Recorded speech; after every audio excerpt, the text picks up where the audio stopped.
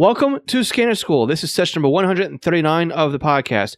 Today, we've got a great interview. My guest today lives in Minnesota and was monitoring the chaos as protesters took control of the city, looted businesses, and ran the police out of their own precinct following the death of George Floyd.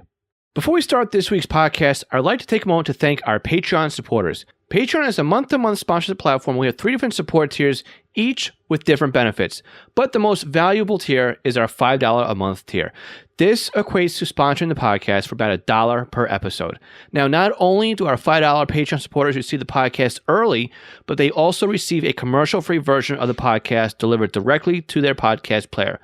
Some may say that the included squelchy sticker pack that is mailed to your home is the best benefit of the $5 level, but I think it's the community or the club that is growing at this level.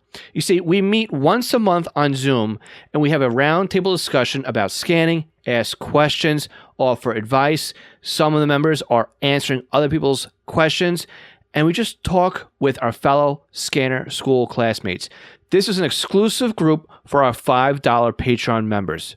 Now, again, if all this wasn't enough at that level, you'll also receive discounts to upcoming Scanner School courses and offerings. Now, you can help support Scanner School by going to www.scannerschool.com/Patreon or www.scannerschool.com/support. Now, I'd like to thank all of our Patreon supporters at all levels, and they are Craig Harper, Dan, Ed Walsh, Eddie K., Edward Dufour, Glenn Blum, Glenn Bryden, Guy Lee, James Felling, Jeff Block, Jenny Taylor, John Goldenberg, Ken Newberry, Kenneth Fowler, Mark Thompson, Mark Beebe, Paul Teal, Raymond Hill, Richard Armstrong, Ronnie Bach, Sal Marandola, Scott Vorder, Signals Everywhere, Tim Mazza, Todd Glendy, and William Arcand. Now let's start the podcast. Welcome to The Scanner School, a podcast dedicated to the scanner radio hobby. Class is about to begin. Here is your host, Phil Lichtenberger. Welcome to Scanner School. My name is Phil Lichtenberger, and my amateur radio call sign is W2LIE. If this is your first week joining us for class, or you're already a weekly listener, welcome to this week's podcast. Today we have got an awesome interview. Let me actually say that with my New York accent. We've got an awesome interview. Brad lives in Minnesota and is known by his friends and his family to always have an ear on the scanner. He's so well known for his hobby that many people call him to get the information about where the police might have been or where they're going, even the same with fire and EMS, right? Brad's that kind of guy. He's always got his ear on the scanner. But what I like about Brad is that even though he listens to the police and fire dispatch, he already had police and the event talk groups in his scanner, and he never even anticipated he would ever need to listen to it. It's when Brad decided to think outside the box that he realized just how much activity there was to listen to and just how scary it was. See, Brad practices what I preach on the podcast, right? You always got to be ready. You always got to think outside the box, right? It's not all about putting your scanner into scan mode. Sometimes it's going into search modes or even having that SHTF bank or just more in there than you think you'll ever need, because there's going to be times when all of a sudden you're going to want to listen to more than the daily radio traffic. Brad was ready for it. And that really opened up what Brad could listen to. See, the other thing that was going on, even though Brad was listening to what was going on and unfolding in front of him, was the panic and the chaos over his scanner was nothing compared to what he had in the back of his mind. See, Brad's daughter lives pretty close proximity to where the protesters had gathered and were destroying property and looting businesses. So look, we're here today to talk about scanning, okay? That's what the podcast is about. It's Scanner School. We're not talking about opinions or anything else related to the events or the actions related to George Floyd and anything else that unraveled or happened since that evening, okay? This is not the place or the format for that kind of discussion. This is a Scanner Radio podcast, and that is where we focus our attention to. So with that, let me welcome Brad to today's podcast. All right, Brad, I want to thank you so much for taking the time and joining us today on the podcast. Thanks for being here. Thank you for inviting me.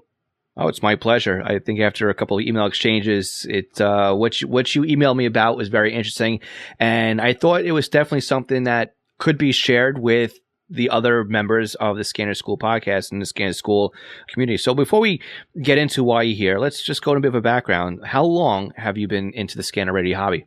I have been into this hobby for 50 plus years. I think I bought my first police radio with my paper route money when I was 12 or 14, and I'm now well into my 60s. It was kind of interesting because it was a tube set police radio, and you'd have to tune in the police frequency, and as the tubes would warm up, they'd go off frequency, you had to retune it. Once the radio had warmed up, you were good to go. And I live in Minneapolis now, but back then I lived in a smaller town, so the police was more active than, say, the fire. But every day I'd turn that police radio on and give it a half hour to tune in the channel. Eventually, I got a transistor radio, which had the police band on it. When I say police band, it was the VHF high band. Okay. Yeah, it was a VHF high band. So I had this transistor radio, so I would ride around on my bike and listen to it. As time went on, I bought a Patrolman 6 from Radio Shack that had 6 different bands on it: AM, FM, VHF, high, low, UHF, air. That was pretty cool. And then as a young adult, my early 20s, I moved to Minneapolis with my Patrolman 6, which is interesting. I still have the Patrolman 6 today. I don't use it much anymore. With the Patrolman 6, I remember moving to Minneapolis and hearing about a police shooting. An off-duty officer was shot, and that was my first experience to the big city in my Patrolman 6. And then eventually crystal radios came out. You had to buy these little crystals to plug into the back of the radio. I had, I think it was a Bearcat 10 channel, had little red lights that flashed across the front of it, and I just loved watching the red lights go. Then I moved into a Regency Touch 100. That was a programmable 100 channel digital, or 100 channel programmable base station. And then I went to a Bearcat 200 channel portable programmable, and then digital trunking came out. Yeah, I got to say this, that when I was in high school a long time ago, I had to do a speech for speech class. We had to talk about our hobby. My hobby was listening to radios, and everybody laughed at me because don't all teenagers listen to the radio? But mine was about the different, public service bands and the police bands, right, the ham band. And I knew everything about that stuff. I go back 15 years ago when I got into digital trunking, it was like, oh, this is a learning curve I'm not familiar with. And I got to say this, Phil, 2 years ago, I think is when I started listening to your podcast. And I went, oh my, I know nothing about the police scanning world. Sometimes you talk over my head. So this digital trunking, I'm still learning it. I use the free scan program. Mm-hmm. I'm not real techie. I'm using the Uniden 396 XT, which I know is an older, actually an obsolete radio. I know I've had some simulcast problems with it, but by listening to your show, I've kind of corrected that. One of the things you suggested was the Diamond 77CA antenna. Right. That has improved my signal greatly. I do have a Yagi antenna, which sits in the corner of my living room that I use sometimes. So, yeah, I've been doing this for 50-some years. I would not own a police, just like I would not be without a TV. I would not be without a police or fire radio. It's just been a part of me my whole life. It's just, that's me. So I completely get that. It's I mean, we share a lot of the same story. It's like 12 to 14 years old and saving money for a paper route. I mean, that's how I bought my own. When I bought my own scanner, that's where I funded the money from. And my dad gave me my first one. And again, it's just like you've got your early Patrolman 6. I still have all my old scanners, my old Fan and 6 channel. and then the which was crystal controlled, and then the 200 XLT, which is the first one I bought. And I got and even some radios I sold, I'm going back through eBay to try and find now. But like you said, though, if some of the material here gets over your head, I mean, that's why we have the Ask Scanner School segment as well. This way you can always call in or you can write. And I think that's how we got introduced too. It was with a question or a feedback. But that's why that line is always there. If anything goes over your head, or if anybody else listening, if it goes over their head, that's why the Ask session's always here, and to kind of help you along so you don't feel too lost. So. Well, yeah, I used to think that I knew everything, but listening to Scanner School or even the digital trunking, like Minneapolis is a P25 phase 1. That's all I need to know, and that's what I know. And you start talking about the other systems, like, what are you talking about? I didn't realize there were other systems. So, yeah. And another funny thing, I just want to go back when I was a kid, my dad bought me a pair of walkie-talkies, and me and my friend would use it. And a guy came on with his call letters, KLK 4500. I remember that. And so we started using his call letters, KLK 4500, Unit 1 to Unit 2. And the guy, he lived in the neighborhood, and he came out and grabbed us and said, hey, you can't. And he took us up into his Radio Shack. And that's when I think I really got interested in it. He had his police radio, a shortwave radio, his CB. I was just mesmerized by it. So it was basically kids being kids, hearing something and emulating it. And I guess the two-way radios would have been, I guess, picking up at that time. He probably was bleeding through your CB, or via CB, I guess he was bleeding through. Yeah, I was on that. We were on walkie-talkies. I think it was like channel 14 on the CB channel. And he heard us. But and I later went on to get a CB license myself. I never went. I was going to say, back in those days, right? You would have had a CB license. So I mean, I have an old D104 microphone here that has my dad's old CB call sign on it as well. So it's it's a day gone by. So.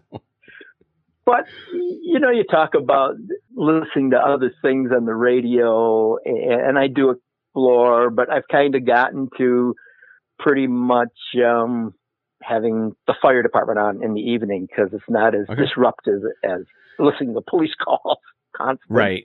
Right. I want to say something else about the hobby too. When you think of it, I can tell you all sorts of exciting stories. For instance, I listened to a rescue of a plane crash and a police chase that ended not very well, and shooting. And the thing is, it's interesting. The hobby is, you listen to all this, but it's a tragedy to someone else. So that's the part I listen to it as a hobby, and then I go, oh, wait, this is somebody's tragedy. So I don't want to give a false impression that, say, I enjoy tragedy, but I enjoy the hobby of listening to what's going around. And I feel I completely understand as well. We have what happens here almost every year except this past year is we have the Jones Beach Air Show that comes in. It brings in a lot of some of the old antique planes and some stuff like that. And some of the guys were out flying their old World War II aircraft over the Hudson River. And of course, I had the scanner on because I was listening to the air show stuff, and I just happened to just have it on. And I never really listened to the generic aviation channels, but for some reason that night I had them on, or that afternoon. And it just so happened that one of the engines failed in one of the planes, and the pilot went down in the Hudson River. And you don't really hear anything from the pilot that unfortunately at the end lost his life, but you do hear the panic on his companions in the other aircraft that were flying with him, asking where he went, where did he go, what's going on, come back to us. And you realize that just as you were saying, this is somebody else's tragedy. This is audio that I've archived for myself, but I will never share with anybody the actual raw audio of that day or that incident with him. Likewise, a lot of people like to relive or remember the Trade Center, right? 9/11 attacks. So what I do is I realize that a lot of people, they don't listen to it because it's a scanner radio hobby. They kind of listen to it to remember and all that stuff. And it's become a very big, and I'm not publicizing this in a way, I'm kind of just giving the other side of this, is I get a lot of people who ask me every year, hey, are you going to run the tapes again? Because I have the tapes from the FDNY that I've downloaded off the internet. And I do that. I start the tape at 8:40 8:45 a.m. when just before it starts to kick off. So it's more or less real time as the events would have unfolded on 9/11. The radio traffic is brought back to life from that day, and I get hundreds of people who log on and listen to that live 9/11 feed. And again, I don't think it's to listen to the tragedy of unfolding, but just to remember it and to take themselves back to what happened that day. And, so there is that other side of the story on it. And again, me personally, I can listen to the beginning of the tape when the call comes over and I hear the battalion start responding. That's pretty much where I shut it off personally. But a lot of people, they're on it all day long. They're listening to, and then I run the Brooklyn and the Queen. I run the EMS, so it runs through everything, and it's a lot of people's pain, but again too, I think it brings a lot of people. It brings them back down to earth, slows down their day, and makes them reflect and remember as well. So there is that other part of what goes on there. So with that, what other right? You said go ahead. No, I was just going to say when we get into talking about situations in Minneapolis here over the weeks, it's more of not to dwell on anybody's tragedy. It's to talk about what's going on and the feeling of listening to what's going on and being so close to it, I guess. Right. Yeah, it kind of puts you right there. Before we get into listening to anything else, so just break down what else do you have as far as equipment that you're actively using. Are you just using the 396 XT with the antenna, or you have other equipment, or what are you using? That's basically, I still have the Patrolman 6, which I rarely use, although I had it out the other day listening to aircraft frequencies. Okay. And the Regency 100, there's some ham radio frequencies I listen to. Everything going digital trunking, it's become somewhat obsolete. So I listen to baby monitors on it, and I've got some grandkids that spend the night. So I still have the 100. Okay. I had a Pro 96, one of the first digitals from Radio Shack. I still have it. Doesn't work very well. So I don't even use it. No, it never did. it was kind of a garbage piece of radio. I'm glad you agree with me because I only had it for. My kids bought it for me. I went through kind of a tragic time, and they bought me this Pro 96, and I went, "Oh, cool! I could listen to digital trunking." But it was it was a piece of junk. Yeah, I've got the 2096, which is the mobile version of that, and it's just as right now it's a fancy paperweight. I don't think I'll ever turn that radio back on again. So.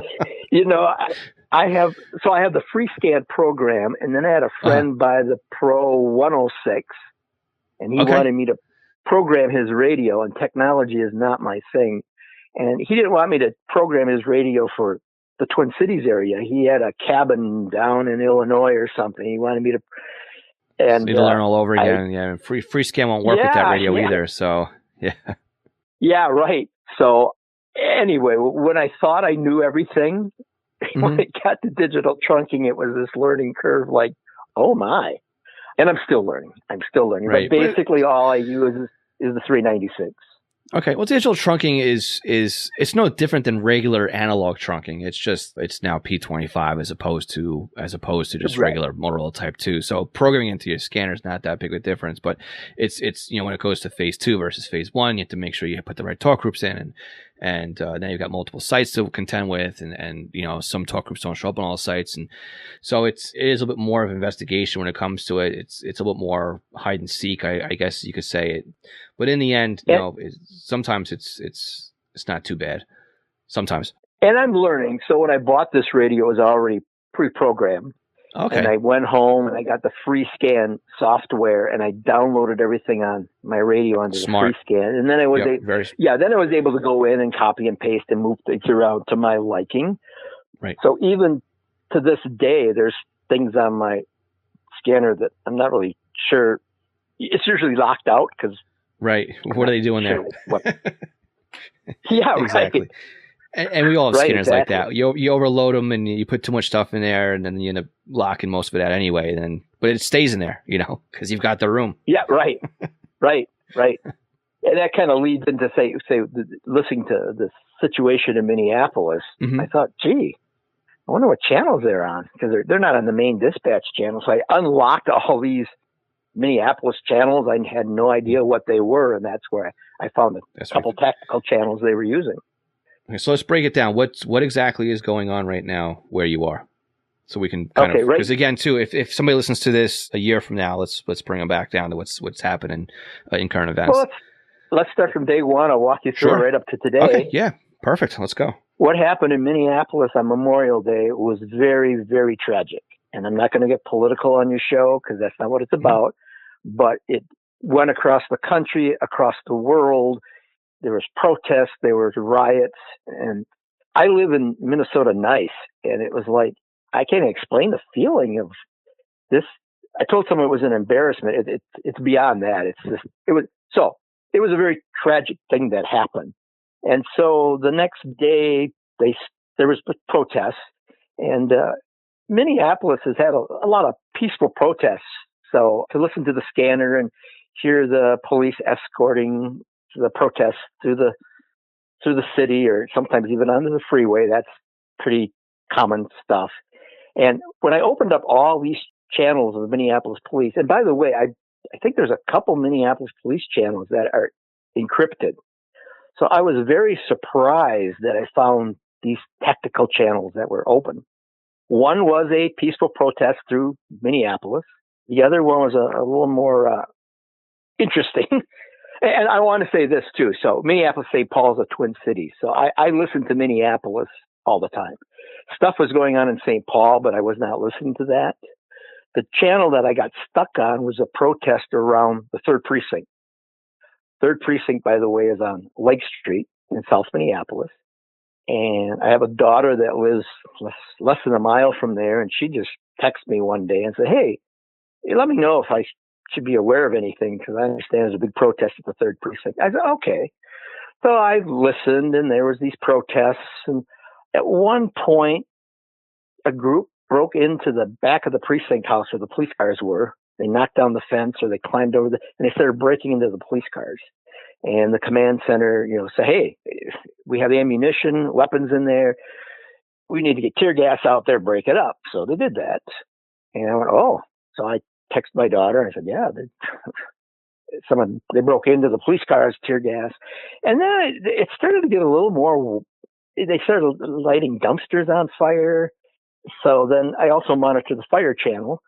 So the fire department came out, and when they responded to the dumpster fire, the truck started to get vandalized. So the command center said to the 3rd Precinct, we need to get out, tear gas, whatever it takes. We need to protect the fire department because their truck's being damaged. And now the TV news has picked this up, and I'm starting to watch live feeds from the TV news. And across the street was a Target store, and the TV news is showing that it's being looted. It's like, well, wait, where are the police? Well, they're over protecting the fire department. And it was like, oh man, it was almost like maybe there wasn't enough manpower to speak of. I probably listened. Then they got the dumpster fire out. Some of the fire trucks got vandalized. Again, there was a peaceful protest going on downtown Minneapolis. And then I probably went to bed at midnight or 1 o'clock. And the next morning I saw in the news that the state patrol had come in and cleaned out the area. They blocked off Lake Street. They moved all the protesters, and everything was under control. So then we got to night number 2. Again, my daughter says, let me know. I understand it got a little wild. So night number 2, I started listening. And the protests got a little more, they started smashing out windows. So I guess I could hear the police saying, hey, they just broke into a liquor store, and it looks like they're starting it on fire. Should we go in with tear gas? And the command center said, wait till you're given that command. No shooting tear gas. And then there was an auto store across the street. They broke into and lit on fire. And the TV stations were starting to show these things live. There was even a Facebook live feed I was watching. Yeah, and I'm like, these buildings are on fire. Okay. And then I heard the command center tell the officers in the 3rd Precinct to evacuate. Evacuate the building, go to the predetermined location, you'll be picked up by buses. Okay. So now I'm listening to the fire channel, and this is the eerie part. There was no fire response. What's going on? I can tell you what trucks would respond. I've been listening to fire calls in Minneapolis for a long, long time, but there was no fire response. And it's an area of the city that I've been to many times. There's a couple of restaurants I would frequent a lot. There's an Arby's and a Wendy's, and I saw them start on fire. And I saw this whole area and even the third precinct start on fire. And there was no fire response. I'll bet you it was almost 2 hours before there was a fire response that came in to put the fires out. And I'm just going to say maybe they needed the police protection to come in. They didn't want their trucks vandalized like the night before. On the north side of town, so law and order has fallen apart in Minneapolis that night. On the north side of town, someone broke into a barber shop, lit it on fire, according to the news. And when he called 911 for the fire department, they said, "Oh, well, we'll get to you when we can." And the response was like 2 hours, and the building had burned down.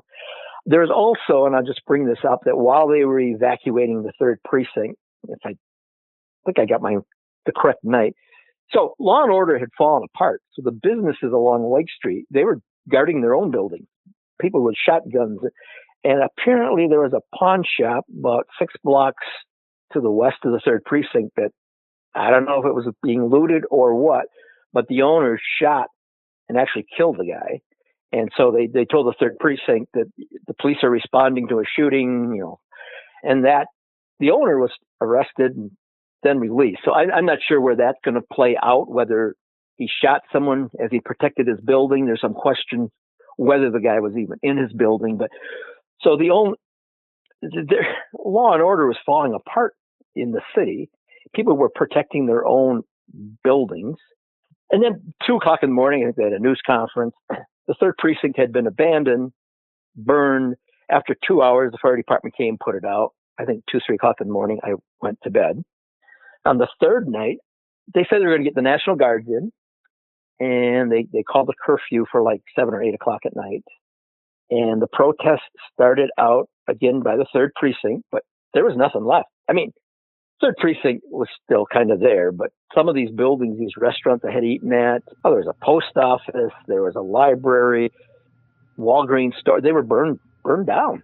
It was like looking at a war zone. Like a war zone, on the third night, it was just, and I'm about 5-6 miles from there, so it's like. So this is your backyard, basically. Yeah. And your daughter's right there, too. Yeah. So you got, not only is it your backyard, but you got family there. So this is close to home. Yeah. So everything you're listening to is like very relatable, very tangible. I mean, you're you know this area. This is where you live. Exactly. And I had a friend call me and say, what's happening in Minneapolis? That's terrible. The buildings are being burned down. And I just had to get back to him and say, this is where it gets kind of political. A terrible thing happened in Minneapolis. Burning down the buildings are terrible too, but to watch it on the 5 o'clock nightly news that there's fires and protests someplace is different than being here in your backyard, watching places burn down that you've gone to, you frequent a lot. And so on the third night, the group formed around the third precinct, what was left of it, and then they started marching down Lake Street westbound. Lake Street is a large commercial street. I think it once was rated as the largest or longest commercial street in the country. So they were marching down Lake Street and they were knocking out windows and starting buildings on fire, but they were headed now to the 5th precinct. I live near the 5th precinct. Oh, so they're coming towards you. Yeah, at least getting closer. So again, the activity and police part all switched to the 5th precinct, and they pretty much had that. They were prepared. There was, cement barriers and fence, and the police were up on the roof. But there again, I started hearing the police say, well, they're approaching the 5th precinct. They're trying to break in. Should we use tear gas? No, hold off on the tear gas. And I'm watching this on TV. They're doing live feed. I'm watching live feeds off of Facebook. It's almost like being there. And then I'm hearing the police say, well, they're breaking into the bank and they're lighting it on fire. And I'd look at the TV and I'd go, they are breaking into the bank. And well, now there's a grocery store they're breaking into and lighting it on fire, and a post office, again, almost reliving the night before, but in a different part of the city. And again, I thought, well, where's the fire department? And they had ordered the National Guard. And then it must have been an hour, 2 hours again. And then finally, the Humvees and the National Guard and everybody moved in with the fire department, and they started putting out the fire and breaking up the crowd. That was even closer to my house. So again, I probably stayed up till 2, 3 in the morning listening to all this. They finally got it under control. Day number 4, they continued with the curfew. They increased the National Guard. I guess the original group of National Guard, while we didn't see so much of it, they were protecting infrastructures. Okay. And that's another interesting thing. I never heard, I'm not sure what talk group the National Guards were on. I was just mesmerized with this tactical channel, Minneapolis, I had. So when the National Guard moved in, I guess I didn't know they were coming. I think the 4th night, they closed all the freeways down, like at 7 o'clock at night. There was a curfew. It was kind of eerie that there was some kind of military helicopters flying over my house every once in a while. That was kind of eerie. But I didn't think that night went so bad. Even the 5th night, and I just want to point something out with the 5th night. So the 5th night, there was a curfew starting at 8 o'clock. They were going to shut the freeway down at 7. And there was a protest about 4 or 5 o'clock in the afternoon, a large protest. This was peaceful. They marched through downtown Minneapolis, but it was thousands of people. The violence seemed to have subsided, but they went and they marched onto the freeway. Thousands of people marched onto the freeway. And the police said, hey, get a hold of the State Patrol. We got to shut down the freeway because they're on the freeway. And they said, well, the curfew and they're going to shut the freeway down at 7 o'clock. Well, this is 5 o'clock. And they said, no, we need the freeway shut down now. People are all on the freeway. Well, there's nobody available to State Patrol at the moment, but we'll get to you as soon as we can. And then, as I'm watching on TV, we see this semi-truck coming down the freeway at 60 miles an hour because the freeway wasn't closed.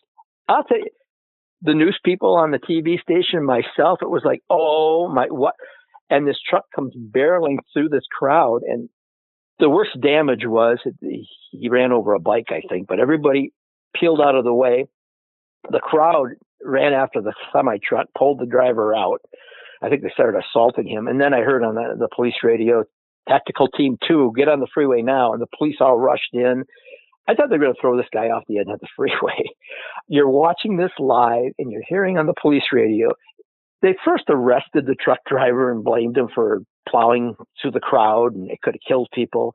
And then I think the charges were eventually dropped because he said, I come around the bend and there's everybody there. So, right. And who expects a crowd on the freeway? Right. And I had just heard that previously, that we can't get the freeway closed. We don't have the manpower at the moment. And so that was kind of hair raising. And then now so that was day 5. The violence has subsided. There's still daily protests. And even St. Paul, I want to say through those 5 days, St. Paul had their share of violence and looting and arson. Oh, recently, this just came out in the news the other day. There's been a guy missing for 6 weeks. The last they knew, he went to the protest. Well, just the other day, they found him in one of the burned out buildings. Apparently, he got trapped. Wow. Yeah. So now every day there are protests, but they're nonviolent. They march through downtown Minneapolis, downtown St. Paul, to the mayor's office, to the city council. Right. Politically, and I don't want to get political, but city of Minneapolis now wants to defund the police department. Mm-hmm. I'm not sure what that entails or what that means. With that said, in talking about right now, Minneapolis is not encrypted except for a couple channels. I'd love to buy an SDS 100 or 200, but I don't want to invest the money and have Minneapolis. I mean, if they have 1 or 2 channels encrypted, it doesn't take much to encrypt the rest. Right. And I was surprised that none of them were encrypted the night I was listening. Hennepin County, I live in Hennepin County, they just went encrypted. So I'm surprised I was very openly able to listen to Minneapolis. And I don't know if defunding the police department means anything about encryption or changing talk groups or whatever any of that means. And that's where I am today. It was just to be close, to have it in your own backyard, to see the destruction, to be seeing it live on TV or Facebook while you're hearing it. it took an emotional toll, and you almost, to be living here is a lot different than hearing it on the nightly news, I guess, is what I'm trying to say. Yeah, because it's your neighborhood, it's your backyard, it's where you live right now, and it has. Normally, what happens, right? You watch something on the nightly news, and you're so detached from it. It's like when I'm watching what's going on where you are, it's like, that really happened. That really happened there. Did people get like that over there, or it's right. It's so far removed from where I am that it's like watching something happen almost on the other side of the world. I'm in the United States, right? But to watch the wildfires that were going on in Australia at the beginning of the year, it's like, okay, those are happening, but you're so far detached from it. Or the wildfires that happen in California, right? Sure. It's not, okay, you recognize it, you realize that it's there. It's tragic for those people who are going through it. It's not a tragedy for me, so I'm not emotional over it. Whereas Hurricane Sandy rolls through here, and as you're telling, you see the military helicopters flying overhead, National Guard's in town. Well, guess what? Right. That happened where I live. Well, actually, it happened where my parents are. Their house was damaged and all this, so was my uncle's.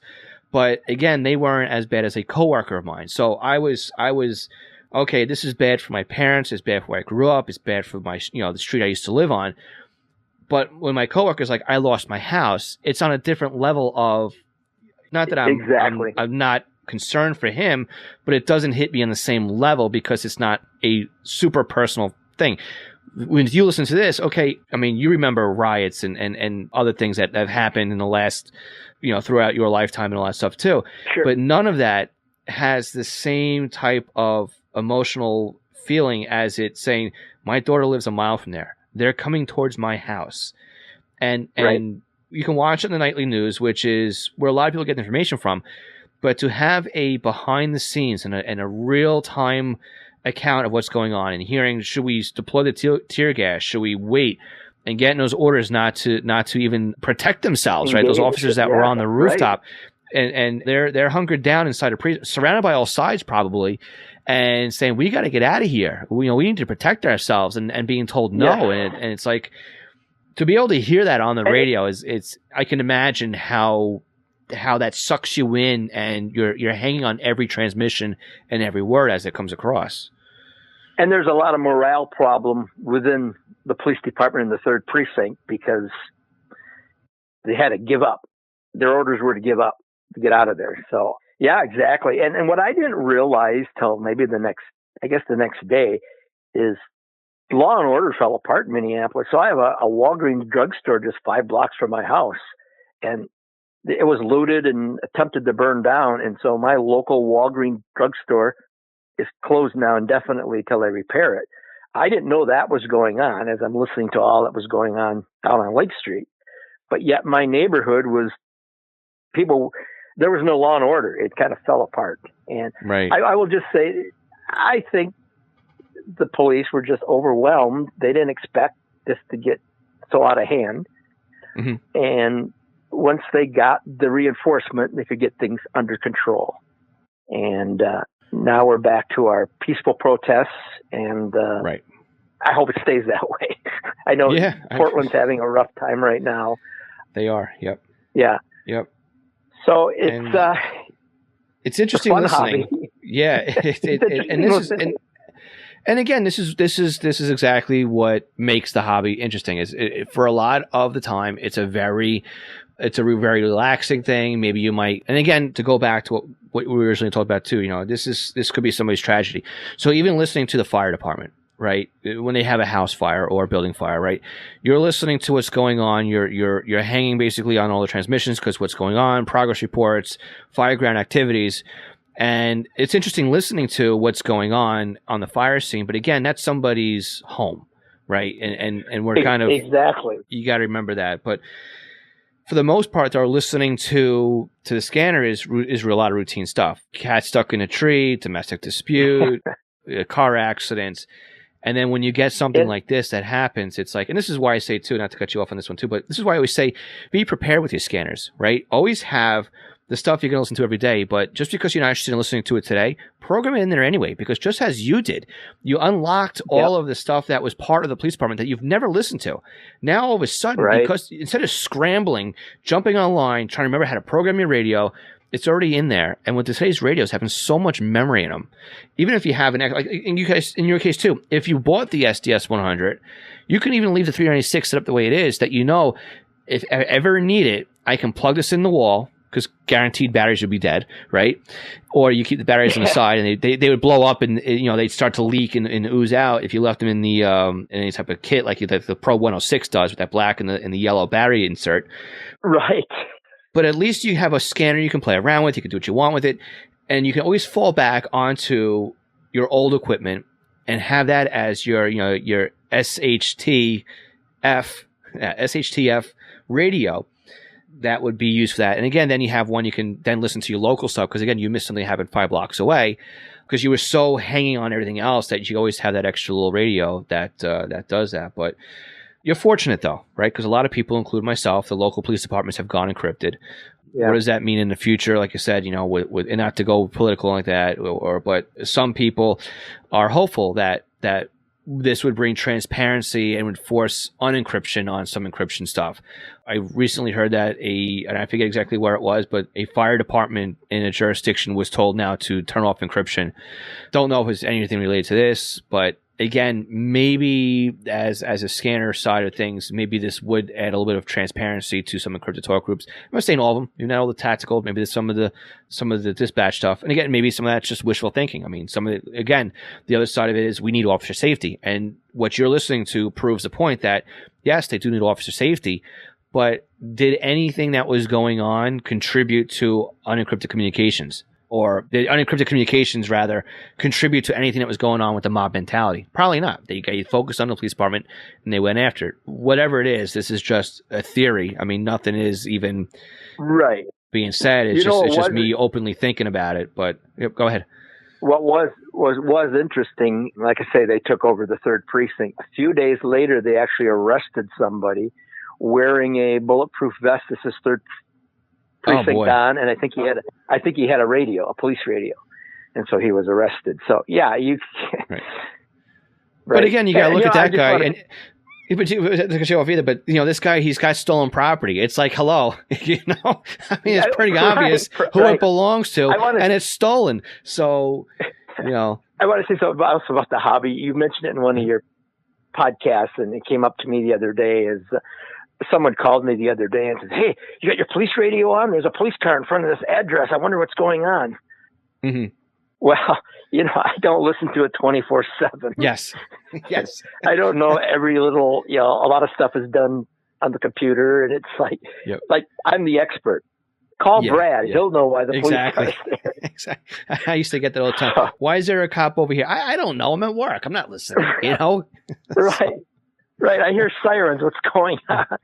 So, again, 50 plus years. It's been a fun hobby. You got to treat it with respect, as you have said before. You're going to get into the hobby to break the law or use it illegally. That's a different story. I just enjoy what we've talked about, just the listening and your adrenaline rises. And it is unfortunate. It's somebody else's tragedy, but it's a fun hobby. I'd hate to see Minneapolis go encrypted. Now, Hennepin County I live in, and some of the suburban communities have subcontracted out to Hennepin County to do their dispatching, and Hennepin County recently went to encryption. So all these suburban communities I used to listen to is now encrypted. So Hennepin County's done it, but Minneapolis and St. Paul have not. So. Yeah, I mean, and again, too, I like to say the analogy, too. It's like people complain, it's gone encrypted, there's nothing left to listen to, right? That's the complaint. And I look at it this way, if your favorite TV show is canceled, is there nothing left to watch on TV? And if your favorite magazine goes out of business, is there nothing left to read in the magazine section? Stuff like that. So, no, that doesn't mean that you throw away your TV because your favorite TV show wrapped up after 10 years. You find something else to watch. That's really all it is. And with the scanner radio hobby, it's the same deal. Okay, please go encrypted. What else is there to listen to? Or maybe something else will show up on the trunk system. Or there's plenty of other things, like the police department here goes encrypted. Fine, you listen to the fire department. You listen to the MTA, because again, listen to the MTA, because if somebody hits the train track, hits the train, you're going to hear it, whether it's on a police band or the MTA band, because the MTA's got to shut down the lines. Or if something happens out, there's a boat rescue. Well, the Coast Guard's going to get that as well. Yeah, as well as the PD to be dispatched and the fire department to be dispatched. So, yeah, you're not going to find out what the domestic dispute is or stuff like that. But there's still other ways to find out what's going on as out there. It may not be so great, but... Well, I knew you mentioned in one of your podcasts, and I used to do this. I haven't lately, but listening to the television news station, that's interesting. They're getting dispatched, and you had mentioned setting up for the camera shot, and that's, I found television news crews to be interesting to listen to too. So yeah, you're right. There's a lot of things to listen to and explore and find new things. Yep, exactly. But I give you credit because that's exactly what you did, and it's you listen to the police, but then now you've expanded out just to see what was out there, and it ended up paying off dividends to you because you were able to follow things along. So thinking outside of the normal scan bank for you really paid off. So, I mean, that just shows the type of user you are. I mean, you've got the experience to do that, and that's again part of the hobby that's dying right now, right? Because everybody wants that instant gratification of this is what I want to listen to. I'm not going to put my radio into search mode because I don't know what else is out there. But one of these days I'm going to jump off the cliff and buy an SDS 100 or 200. So it's a great radio. It is pricey, but again, too, as I don't know if I did a podcast on this yet, but I know I've definitely talked about it. But inflation plays a part, right, on everything. And everybody complains, my 780 XLT that I bought 20 years ago was only $350. But when you break down inflation, well, that was actually $700 in today's money. So it actually ended up costing you more for that 780 XLT that does a fraction of what the SDS 100 does. And it costs, so you're right. It costs $600 versus $300. But basically what I'm trying to say is it costs you less today to spend more. Yeah, right. So if that helps you justify it, then there you go.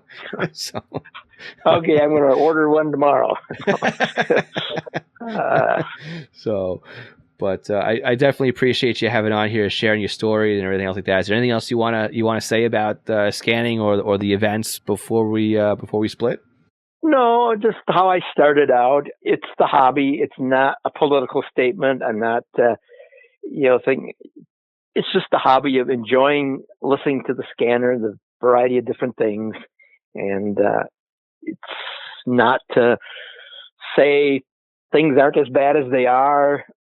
It's just the enjoyment of the hobby, period. Yep, exactly. And you're not alone. A lot of people enjoy the hobby, so you're in good company. All right, Brad. Thank you so much for being on the podcast today. And if anything else ever happens like that again, you're more than welcome to come back on, discuss anything else you'd like to discuss. And if anybody else wants to come on the podcast as well, they can do so. Like I said, you got on because you asked me a question or you exchanged an email with me really quickly, and I invited you on. But there's also the contact form on the line for somebody else that wants to share their story just as you shared yours. So I want to thank you very much. I found this to be a very interesting conversation as far as what was going on. So I definitely appreciate the time you gave us. Great. I appreciate you inviting me. Thank you, Brad, for joining us on the podcast and telling us all your story. Now, I'm always looking for guests to join us and be on the podcast. So if you have something you'd like to share, a story, something you heard while you were scanning, or even have an idea for a future podcast, or maybe you want to come on and you want to teach something that you know how to do that we haven't yet discussed, or maybe you can discuss something better than I've had, drop me a line, phil@scannerschool.com, or you can go to our website at www.scannerschool.com/guest. So again, Brad, thank you so much. I'm so glad that you and I got to sync up and you were able to share your story on the podcast. Now, if you have any feedback for today's podcast, you can do so by going to scannerschool.com/session 139. Also, don't forget, every Tuesday evenings, except for the first Tuesday of the month, we have our weekly Zello Net. I'm sure this will be a topic on tonight's Zello Net. You can join us at scannerschool.com/Zello. Also, please make sure, before we split today, that you are subscribed to the podcast by hitting the subscribe button on your podcast player. Or if you don't use a podcast player, you can sign up for our newsletter on the front page of our website, scannerschool.com. In that weekly newsletter, we'll let you know when a new podcast drops and also send you some radio tips and other content as well. And of course, if you've enjoyed this podcast session, why not share it with your friends? Get onto your social media channels, your Facebook accounts, or even email this to somebody else. This is how we spread the word and get more listeners to the podcast. It's by you sharing what it is that you enjoy listening to.